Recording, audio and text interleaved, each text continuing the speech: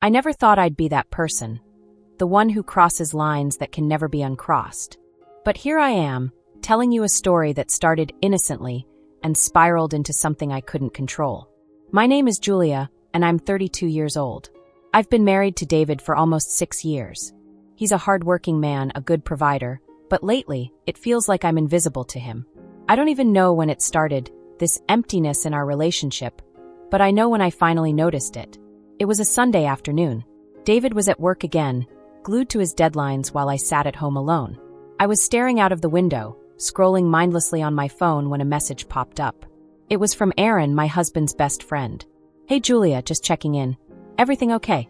Aaron had always been there, a close family friend who shared dinners, game nights, and countless conversations with us. He was funny, charming, and always had a way of making me laugh, even when I didn't feel like smiling. David trusted him completely. But something about that message felt different. I typed back, "Yeah, just a quiet day. How are you?" His response came quickly. "Bored out of my mind. Want to grab coffee or something? You need some company." I hesitated for a moment. I told myself it was harmless. Just coffee. Just Aaron. But deep down, I knew I was lying to myself. There was a flicker of excitement I hadn't felt in months. I grabbed my coat, fixed my hair, and left the house. We met at a small cafe on the edge of town. When I saw him sitting there, casually dressed with that confident smile on his face, I felt my stomach twist. "You look great," Aaron said as I sat down. "It's just coffee," I laughed, trying to sound casual. But the way his eyes lingered on mine told me it was more than that. The conversation started off light, talking about work, friends, even teasing me about my obsession with iced coffee. But slowly the words shifted. "You seem off lately," he said. "Is everything okay between you and David?" His words caught me off guard. No one had noticed. Or maybe I'd been too afraid to let anyone see. "It's fine," I lied. "We're just busy." Aaron leaned closer, his voice softer. "You don't have to pretend with me, Julia. I see it. I've seen it for a while." I felt my heart racing, my throat tightening. I couldn't meet his gaze, but I could feel it on me, heavy, searching. I wanted to change the subject, to laugh it off, but instead I whispered, "Sometimes I don't know if he even sees me anymore." There was silence for a moment, and then Aaron reached across the table, his hand covering mine. "I see you." It was such a simple thing to say, but it hit me harder than I expected. I felt my skin flush, my mind screaming at me to pull away, but I didn't. I let his hand linger on mine, the warmth spreading through me like wildfire.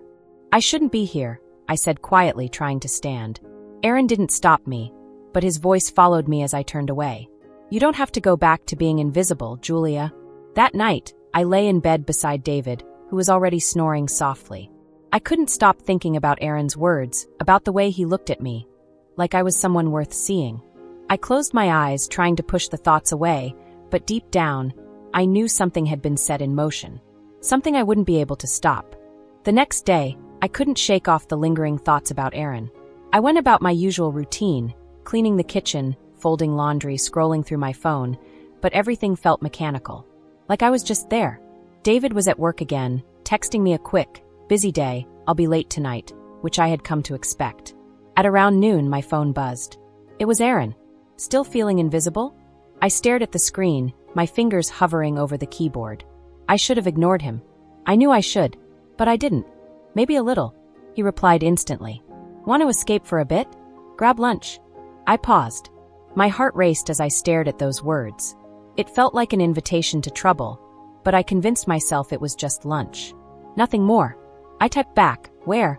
We met at a quiet diner across town, a place I knew David never visited.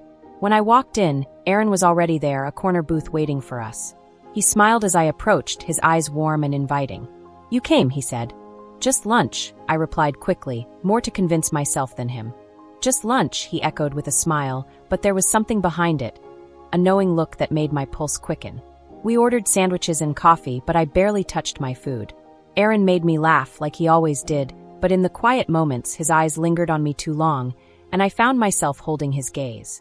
"Julia," he said softly, "you don't have to keep pretending. I know you're not happy." I froze, my stomach twisting. "You don't know that." "Yes, I do. I see it. Every time I'm around you, you're a shadow of who you used to be." I looked away, tears threatening to well up. How could he see what David couldn't? How could this man sitting across from me feel more real than the husband I shared a home with? You deserve to feel alive, Aaron continued, his voice low and careful. To be happy, to be loved the way you should be. My breath caught in my throat. Aaron, you can't say things like that. Why not? He asked, his eyes intense. You're not a stranger to me, Julia. I care about you. There it was, said out loud. I felt the air between us change, becoming heavier.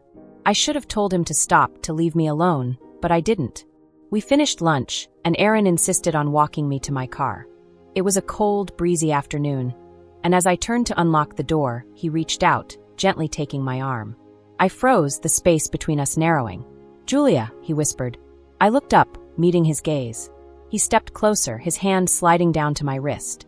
I felt my heart pounding so loud I thought he might hear it. Aaron, this isn't right, I breathed, my voice trembling. He didn't let go, his thumb brushing against my skin. Then tell me to stop, he said softly. I opened my mouth, but the words didn't come. I couldn't say it, because I didn't want him to stop. For a moment, I thought he might kiss me. I knew I would let him, but instead he released my wrist and stepped back, his expression calm but serious. I'm not going to push you, he said, but I'll be here when you're ready to stop pretending. As I drove home, my hands shook on the steering wheel. I knew I was teetering on the edge of something dangerous, something that could ruin everything. And yet, I couldn't stop myself from wanting more. The rest of the day, I couldn't focus on anything.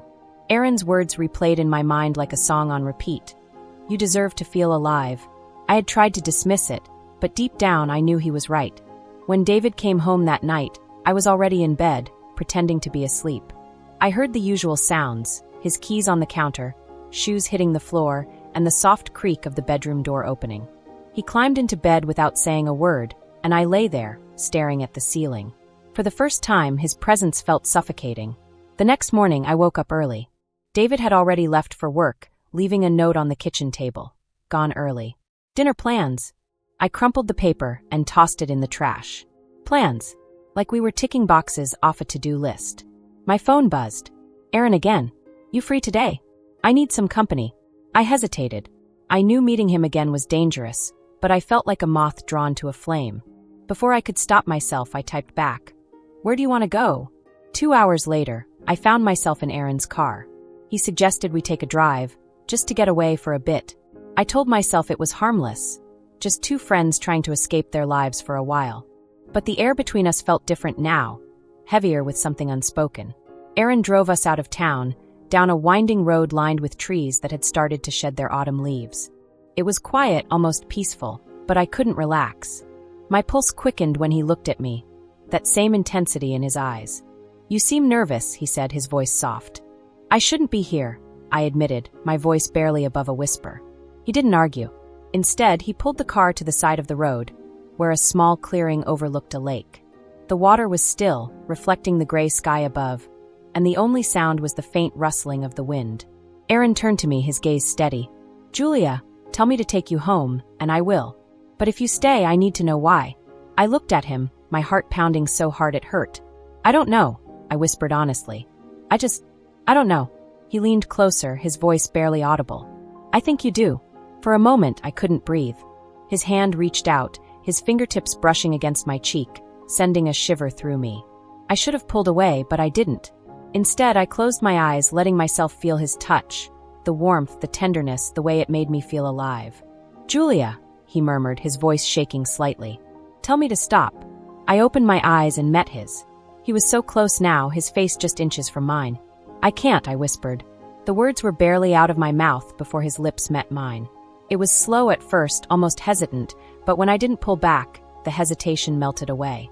His hand slid to my waist, pulling me closer, and I felt the weight of everything I had been holding back crumble around me. I kissed him back with a desperation I didn't know I had, a longing for something I couldn't name, but had been missing for so long. The world outside that car didn't exist anymore. There was no David, no life waiting back home. Only Aaron and the fire he had lit inside me. When we finally pulled apart, both of us breathless, Aaron's hand lingered on my cheek. Tell me this doesn't feel real, he said softly. I couldn't, because for the first time in years, it did feel real. As he started the car and turned back onto the road, I knew I had crossed a line I couldn't come back from. That evening, I sat on the edge of my bed, staring at my reflection in the mirror. My lips were still tingling from Aaron's kiss, my mind spinning with guilt, excitement, and confusion. I tried to shake the thoughts away, to convince myself it was a mistake, a momentary lapse, but I couldn't. The way he looked at me, the way he touched me, it wasn't something I could forget. David came home late again. He found me sitting in the living room, staring blankly at the TV. "Hey," he said casually, dropping his bag by the door. "Long day at work?" "Yeah," I replied softly, not meeting his eyes. He didn't notice anything. He didn't see me. He just grabbed a plate of leftovers, sat on the couch, and turned on the game like everything was fine. As I watched him, I felt a knot of resentment tighten in my chest. I wanted to scream, to shake him, to make him notice how far apart we'd drifted. But instead, I stayed silent, feeling more invisible than ever. The next morning, I woke up to another message from Aaron. "Can I see you today? I haven't stopped thinking about you." I stared at the words, my heart pounding. I knew this wasn't just harmless anymore. I knew I was standing on dangerous ground. But the truth was, I wanted to see him just as much as he wanted to see me. I needed to feel that spark again, even if it meant risking everything. I texted back, "Meet me at the park near the old library. Noon."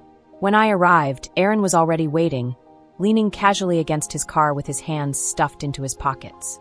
He smiled when he saw me, and I felt my heart flutter in my chest. "You came," he said softly. "I shouldn't have," I replied, but I couldn't stop the smile that tugged at my lips.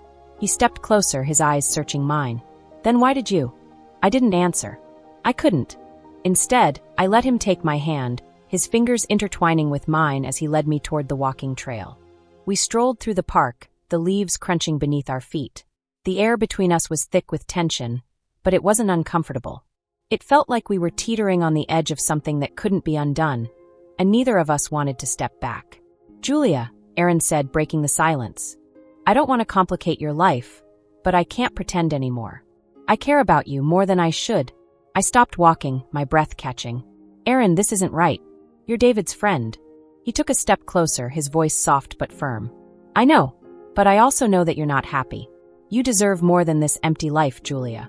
And if I'm the one who can give it to you," he paused, his fingers brushing against my cheek, "then I won't walk away unless you ask me to." I looked up at him, my heart pounding.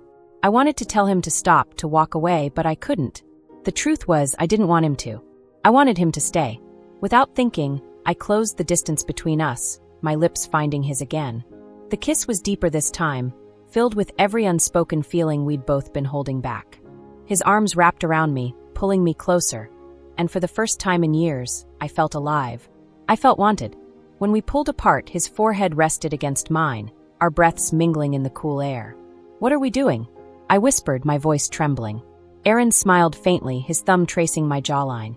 "Something we can't take back," he replied, "but something that feels too real to ignore." We both knew the consequences of what we were doing, but in that moment, none of it mattered. All I could think about was him, his touch, his kiss, the way he made me feel like the only person in the world who mattered. I didn't know where this would lead, but I knew one thing for certain. I couldn't stop now. Days turned into weeks, and the line between right and wrong became more blurred with every stolen moment I spent with Aaron. At first, we tried to tell ourselves it was harmless, a quick coffee here, a quiet conversation there, but we both knew we were lying. One evening, after another silent dinner with David, I found myself standing in the kitchen staring at my phone. Aaron's message lit up the screen. "I need to see you. Tonight." I hesitated, my heart pounding in my chest. I could hear David in the living room, his attention glued to the TV. He wouldn't even notice I was gone. That realization alone made my decision for me. "Where?" I replied. His response was immediate. "The hotel by the lake. Room 214. The drive to the hotel felt surreal. My hands trembled on the steering wheel, and my mind raced with guilt and anticipation. By the time I reached the parking lot, I was shaking. I could have turned back then, but something in me refused. I needed this, I needed him. When I knocked on the door, Aaron opened it almost immediately. He looked at me for a moment, his expression soft and searching, before stepping aside to let me in. The room was quiet, the dim glow of the bedside lamp casting soft shadows across the walls. "You came," he said, his voice low. "I shouldn't have," I whispered, but my feet carried me inside anyway. He reached for my coat, his fingers brushing against my arms as he slid it off. That small touch sent a shiver through me, and I felt my resolve begin to crumble. "Julia," he said gently, turning to face me. "You don't have to do anything you don't want to." I looked up at him, searching his eyes. But I do want to, I admitted softly. That was all it took. Aaron stepped closer, his hands cupping my face as his lips met mine. The kiss was slow and deep, filled with the kind of passion I had forgotten I could feel.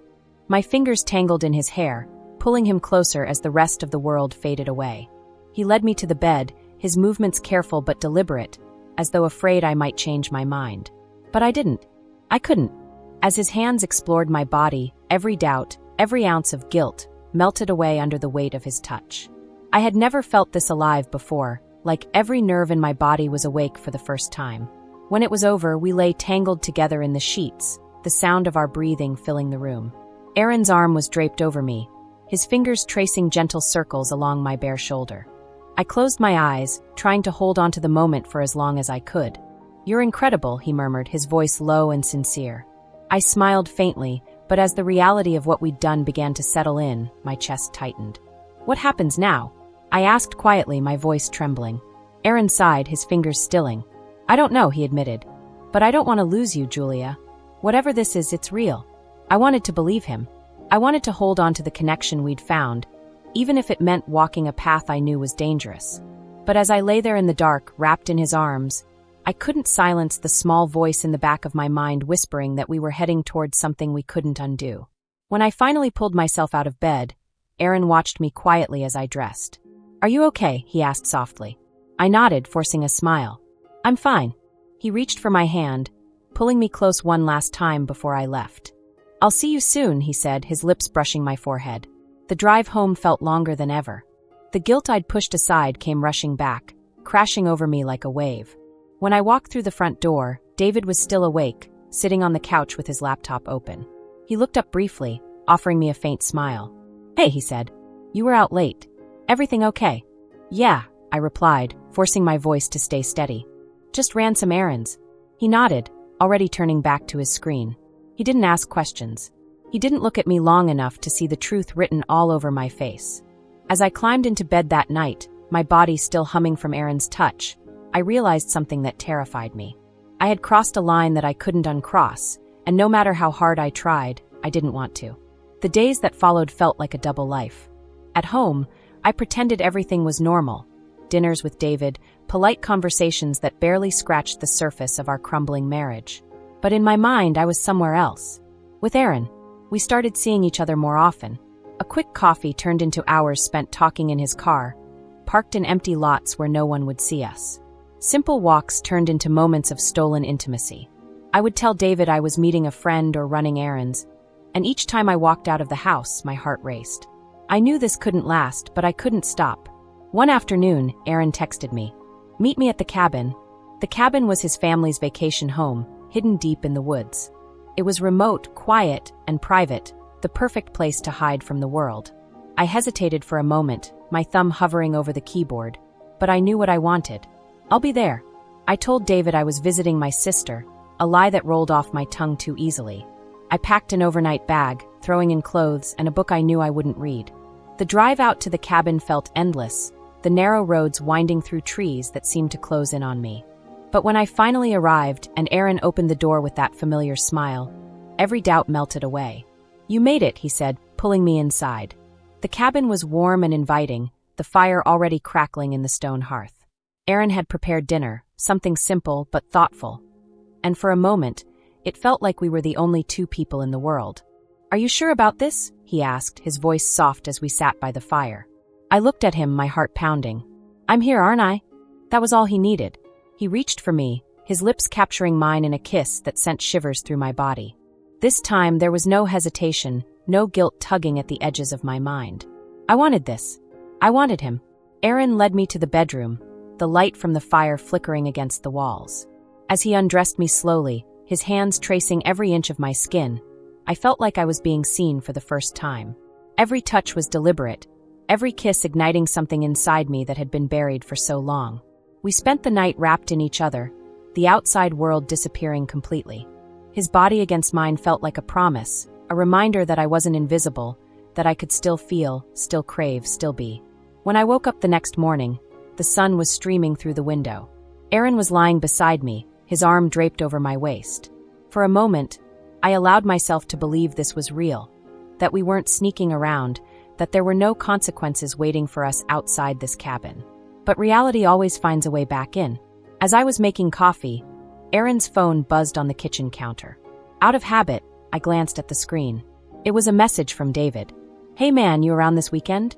Julia's visiting her sister, so I figured we could grab a drink." The blood drained from my face. My hands shook as I set the mug down, staring at the words that could unravel everything. Aaron appeared behind me, wrapping his arms around my waist. "What's wrong?" I turned to face him, holding up his phone. "David texted you." He frowned, taking the phone from me. When he read the message, his expression darkened. "I'll handle it," he said quietly. Panic bubbled inside me. "Aaron, this is getting too close. If David finds out..." "He won't," Aaron interrupted, his voice firm. "I won't let that happen." I wanted to believe him. I wanted to trust that we could keep this a secret forever. But as I looked at Aaron, a knot of fear tightened in my chest. We were playing with fire, and it was only a matter of time before we got burned. The drive back home felt heavier than before. My thoughts raced, tangled between the night I'd shared with Aaron and the message from David. It was a cruel reminder that we were walking on thin ice, and every step brought us closer to falling through. When I walked through the front door, David was already there, lounging on the couch with his phone in hand. He looked up as I entered, a small smile on his face. "Hey, how was your sister?" I froze for a split second before forcing a smile. "She's good. We just spent the day catching up." "Glad to hear," he replied casually, turning his attention back to his screen. I stood there for a moment, watching him. How could he not see it? The lies, the distance, everything we were losing with each passing day. But he didn't notice. Or maybe he just didn't care enough to ask. That night, as I lay in bed beside him, my phone buzzed softly on the nightstand. I glanced at the screen. "Aaron, I can't stop thinking about you. Call me." I slipped out of bed as quietly as I could and walked into the bathroom, locking the door behind me. My hands shook as I dialed his number, holding the phone to my ear. "Hey," Aaron's voice came through the line, soft and warm. "I didn't think you'd call." "I shouldn't have," I whispered, leaning against the counter. "Aaron, this is getting dangerous. David texted you yesterday. What if he finds out?" He was silent for a moment before answering. "He won't. I'll make sure of it. Julia, I don't regret any of this." "Not for a second. Do you?" His question caught me off guard. I looked at myself in the mirror, my face flushed, my eyes wide with uncertainty. Did I regret it? The truth was I didn't. The guilt was there, always lingering, but it couldn't overshadow how alive I felt when I was with him. "No," I whispered. "I don't regret it. I need you," Aaron said softly, his voice thick with emotion. "Tell me you'll see me tomorrow." I hesitated, my heart pounding in my chest. "Where?" "I'll come to you," he replied. "Meet me at the park by your house. Noon." The line went dead, and I stood there for a moment, the weight of what I was doing sinking in. When I slipped back into bed, David stirred beside me, mumbling something incoherent before rolling over. I stared at the ceiling, my chest tight with a mix of fear and desire. The next day, I found myself pacing the park, my heart racing with every minute that passed. I had dressed carefully, casual, but with just enough effort to make it clear that I cared. When Aaron finally arrived, I felt a flutter of relief and excitement wash over me. He stepped out of his car, his eyes lighting up when they met mine. "You look beautiful," he said softly, pulling me into a tight embrace. I let myself sink into him, breathing in his warmth, his scent, everything that felt so dangerously comforting. "We can't keep doing this," I murmured against his chest, my voice shaky. "But we are," he replied, lifting my chin so I had no choice but to meet his gaze. "And I don't want to stop." Neither did I. Aaron pulled me toward his car, and without another word, we drove to the small boutique hotel on the edge of town. The room was simple but perfect, a quiet haven where no one would find us. The moment the door closed, his lips were on mine, his hands sliding around my waist as he pulled me close. Every doubt, every ounce of guilt melted away as his touch consumed me. The tension, the longing we had fought to deny for so long finally erupted, and I let myself fall into it. There was no turning back now, no pretending this was something innocent. Aaron's movements were careful and deliberate, his hands exploring me like he was memorizing every inch. He made me feel wanted, cherished, like I was the only woman in the world. For the first time in years, I felt like I was more than just a wife or an afterthought. I felt alive. Afterward, we lay together in silence, the world outside forgotten. Aaron traced lazy patterns along my bare shoulder, his expression thoughtful. "We can't keep hiding forever," he murmured, breaking the quiet. I turned to face him, my heart sinking. "What are you saying?" "I'm saying that I want more than this," he replied, his voice firm. "I want you, Julia. Not just in stolen moments. I want all of you." His words hung in the air like a challenge, and I didn't know how to answer. The thought of leaving David terrified me. But the thought of losing Aaron, that was unbearable. As I drove home that evening, my hands trembling on the wheel, I knew that something had to give. I couldn't keep living this lie. But I wasn't ready to choose. Not yet. The following days felt like a whirlwind I couldn't control. Aaron's words haunted me. "I want all of you." I replayed that moment in my head over and over, torn between what I wanted and what I feared. At home, everything with David continued as if nothing had changed. He kissed me goodbye in the mornings, sent his usual late-at-work texts, and sat silently at the dinner table, his mind somewhere else. But to me, it felt like he was looking straight through me. One evening, I sat across from him as he ate, the sound of his fork scraping against the plate filling the silence. I couldn't hold it in anymore. "David, are we okay?" He looked up, surprised, as if I'd asked him something out of the blue. "What do you mean?" I swallowed hard. "I mean us. Do you even see me anymore? Because I don't feel like you do." He frowned, setting his fork down. "Julia, you're overthinking things. Work has been crazy lately, and I know I've been distracted. I'm trying, okay?" His words were flat, rehearsed.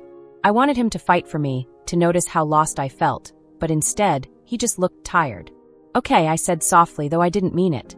That night, I lay awake in bed, staring at the ceiling while David snored beside me. My phone buzzed on the nightstand. "Aaron. I miss you. Meet me tomorrow." Without hesitation, I typed back, "Yes?" The next day, I left the house with a lie ready on my lips. I told David I was running errands again. As soon as I pulled into the quiet parking lot near Aaron's office, he was waiting, leaning against his car. He smiled when he saw me, but I could see something else in his expression, concern, maybe even impatience. "Hey," he said softly, pulling me into a hug. I clung to him, burying my face in his chest as if he could take the weight off my shoulders. "Aaron, I can't keep doing this," I murmured, but my words held no conviction. He pulled back just enough to look at me, his hands still resting on my arms. "You don't have to," he said. "You can end it. With him. Be with me." I stared at him, my heart pounding. "It's not that easy." "Why not?" he pressed. "Julia, he doesn't see you." "I do. I see every part of you. The way you laugh, the way you think, the way you feel. You deserve to be loved the way I love you." His words hit me like a punch to the chest. "The way I love you." I wasn't sure I'd ever heard those words from David. Not like this. Not with this kind of certainty. Aaron leaned down, his lips brushing against mine in a soft, lingering kiss. "I know this is hard," he whispered, "but you can't keep living like this. You have to choose, Julia." I closed my eyes, his words echoing in my mind. Choose. But how could I choose? Leaving David felt impossible, even if I knew we were broken. But staying with him, pretending I was happy, felt like I was drowning. Aaron pressed his forehead to mine, his voice breaking the silence. "I can't be your secret forever." I opened my eyes, tears stinging at the corners. "I know." But as I drove home later that afternoon, I still didn't have an answer. The weight of everything pressed down on me, suffocating and relentless. I couldn't imagine a life without Aaron anymore, but I wasn't ready to burn the life I had with David to the ground. That evening, as I sat across from David at the dinner table, I studied him, really studied him, for the first time in months. He looked older, more worn than I remembered. I wondered if he noticed me watching, but he didn't. He just scrolled through his phone, muttering something about work. I wanted to scream at him, to tell him everything, to shake him and make him see how much we'd fallen apart. But instead, I pushed my food around on my plate and stayed silent. When I finally crawled into bed that night, David was already asleep. I stared at him for what felt like hours, wondering how we got here. When had we stopped being a team? When had I become just another piece of furniture in his life? I turned onto my side, pulling the covers up to my chin, but sleep wouldn't come. All I could think about was Aaron, his touch, his words, his promise of something better. And for the first time, I allowed myself to imagine what life might look like if I left David. If I chose Aaron. But deep down, I knew that choice would come at a price. The next few days were torture. I felt like I was living two lives. One where I was David's wife, holding on to a marriage that barely existed, and the other where I was with Aaron, feeling alive and wanted in ways I hadn't felt in years. Aaron didn't push me for answers, but I could see the frustration growing in his eyes every time we met. He wanted me to choose him, to take the leap, but I wasn't ready to tear everything apart. One evening, I sat in the living room while David worked late, again. The silence in the house was suffocating, the walls closing in on me. My phone buzzed, and I already knew who it was before I looked. "I can't keep waiting, Julia. Come to me tonight. Please." I stared at the message, my heart racing. I should have said no, but I couldn't. I didn't want to. "Where?" I replied. Aaron sent an address, a quiet upscale hotel in the city. I grabbed my coat and keys, telling myself this was the last time. I'd go to him, but after tonight, I'd figure things out. I'd choose. When I arrived, Aaron was already waiting in the room. He looked relieved to see me, as if he'd been holding his breath. "I didn't think you'd come," he said softly, pulling me into his arms. "I shouldn't have," I murmured against his chest. He tilted my face up, forcing me to meet his eyes. "But you did." His lips met mine, and just like every other time, the world outside that room disappeared. His hands slid down my waist, pulling me closer, and I let myself sink into him, into the way he made me feel. I wanted to lose myself in him, to forget the guilt, the lies, and the life waiting for me back home. He undressed me slowly, his touch lingering on every inch of my skin as if he was memorizing me. "You're beautiful," he whispered, his voice thick with emotion. In that moment, there was no hesitation, no second-guessing. I wanted him as much as he wanted me, and for the first time, I didn't care about the consequences. I let him lay me down on the bed, and the night unfolded in a blur of passion and intimacy. Every kiss, every touch felt like a promise, one that neither of us could put into words. Afterward, we lay together in the dark, the faint glow of the city lights filtering through the window. Aaron's arm was draped over me, his fingers tracing soft patterns on my bare shoulder. "Stay with me," he whispered, breaking the silence. I tensed slightly. "Aaron, I mean it," he said, his voice gentle but firm. "Julia, I love you. I don't want to hide anymore. I don't want to share you with anyone else." My chest tightened at his words. "It's not that simple." "Yes, it is," he replied, sitting up so he could look at me. "You don't love him, Julia. Not anymore. And he doesn't see you. He doesn't fight for you. But I will. I want a life with you. A real life, not stolen moments in hotel rooms." Tears stung my eyes as I stared at him.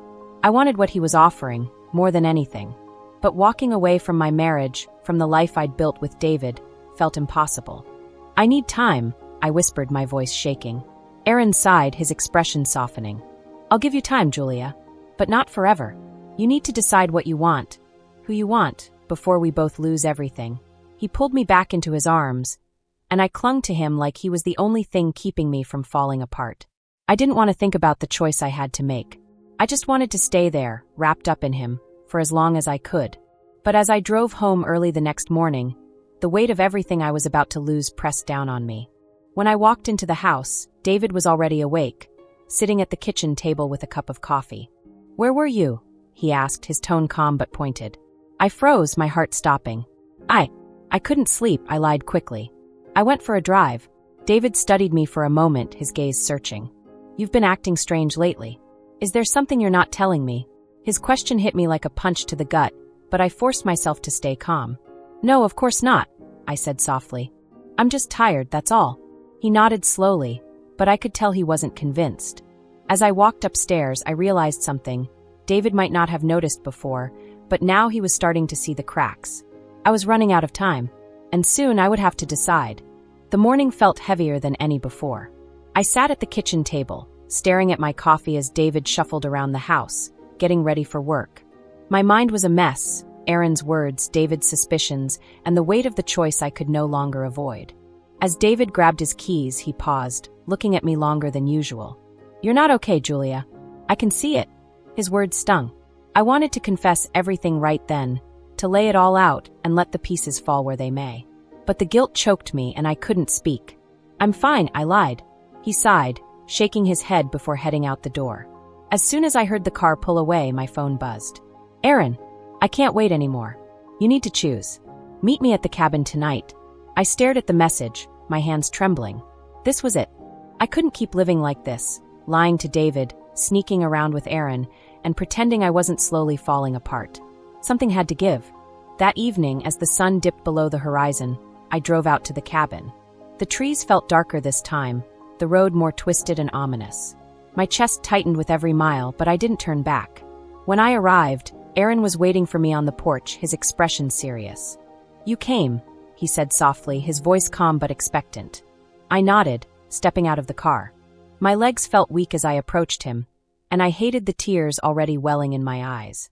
"Aaron, He pulled me into his arms, holding me tightly. "You don't have to say it," he murmured. "I know this is hard, but Julia, you can't keep living like this. Not for him, not for anyone." I pulled back, searching his face. "I love you," I whispered, the words slipping out before I could stop them. A smile tugged at his lips, soft and sad all at once. "Then be with me," he said, brushing his thumb across my cheek. "Let me take care of you." The promise in his voice nearly broke me. For so long I'd been starved of connection, of love, of feeling.